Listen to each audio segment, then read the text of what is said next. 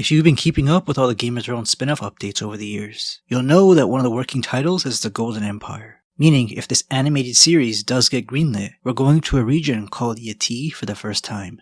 This place is barely mentioned in any of the mediums. Before the lore books came out, the main book series only referred to this exotic place as a location any trader can make a lot of gold from, if they make it back alive from the dangerous waters filled with pirates. Also, looking for some easy gold.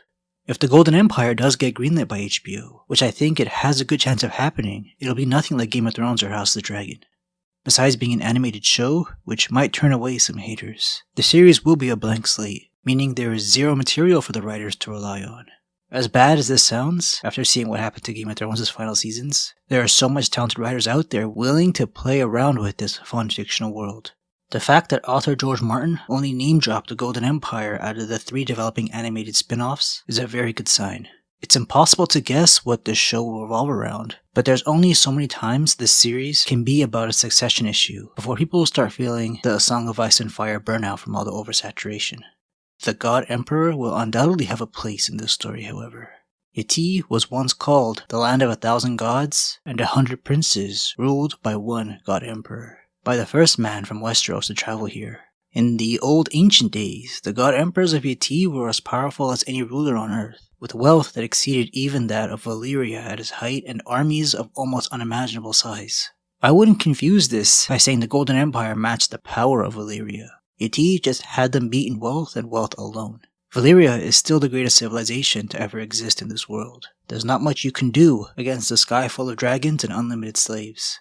Those who have visited Yati as it is today tell us that the 1,000 gods and 100 princes yet remain. But there are 3 god emperors, each claiming their right to don the gowns of cloth of gold, green pearls, and jade that tradition allows the emperor alone.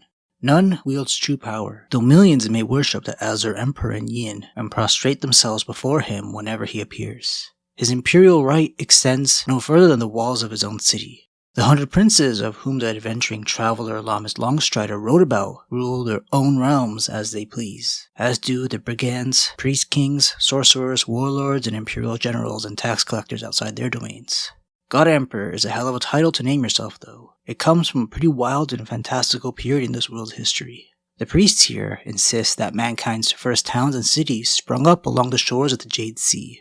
Overlooking this major plot of land was the first God Emperor, remembered simply as God on Earth. He was the only child of a god worshipped here called the Lion of the Night and a goddess, the Maiden Maid of Light. God on Earth, if he ever really existed in this world, supposedly ruled for 10,000 years. Traveled about his domains in a palanquin carved from a single pearl and carried by 100 queens, his wives. Before Yati was known as the Golden Empire, it was called the Great Empire of the Dawn, under the God on Earth, as this is claimed to be the early years of modern man. For 10,000 years, the Great Empire of the Dawn flourished in peace and plenty under the God on Earth, until, at last, he ascended to the stars to join his forebears. You can't be making someone called God on Earth capable of something as human as dying. He ascends to the stars to reunite with Daddy Lion of the Night and Mommy Light, not death. Dominion over mankind then passed to his eldest son, who was known as the Pearl Emperor and ruled for 1,000 years.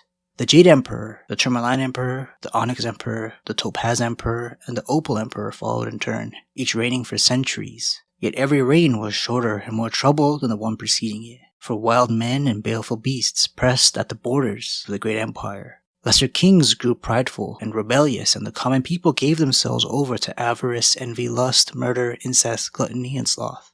God on Earth's descendants, who I assume are procreated with female humans, are written to be less divine judging by their reign and lifespan.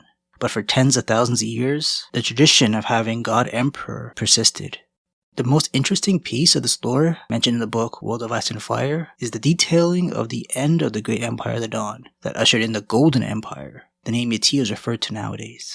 When the daughter of the Opal Emperor succeeded him as the Amethyst Empress, her envious brother cast her down and slew her, proclaiming himself the Bloodstone Emperor and beginning a reign of terror.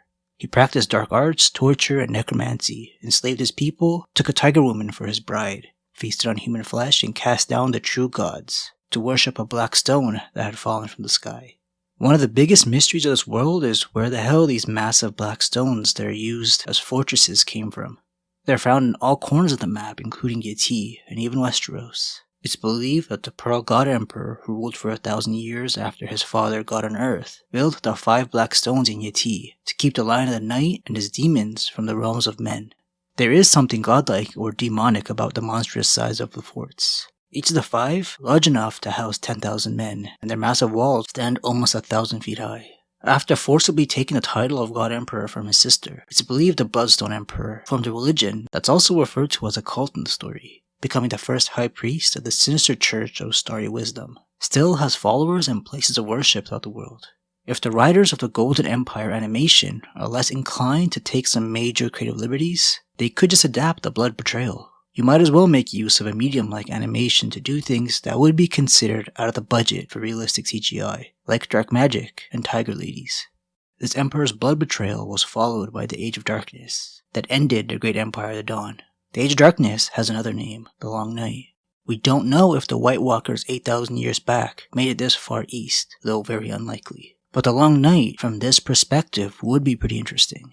The Long Night prequel, with live-action actors, was cancelled by HBO after only a single pilot episode that we'll probably never see, a very expensive $30 million episode. That thing was never gonna work. Way too similar to Game of Thrones, with the Starks fighting off evil from beyond the wall, especially right after the Season 8 shit show that left everyone with a bad taste in their mouth. In Yeti, evil had been unleashed on Earth, caused the Maiden Maid of Light to turn her back upon the world, and the Lion of the Night came forth in all his wrath to punish the wickedness of men. How long the darkness endured no one could say, but all agree that it was only when a great warrior arose the people found courage to fight back.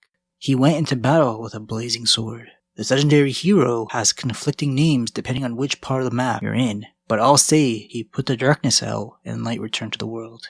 The great empire of the dawn was not reborn, for the restored world was a broken place where every tribe of men went its own way, fearful of all others. And war and lust and murder endured, even to our present day.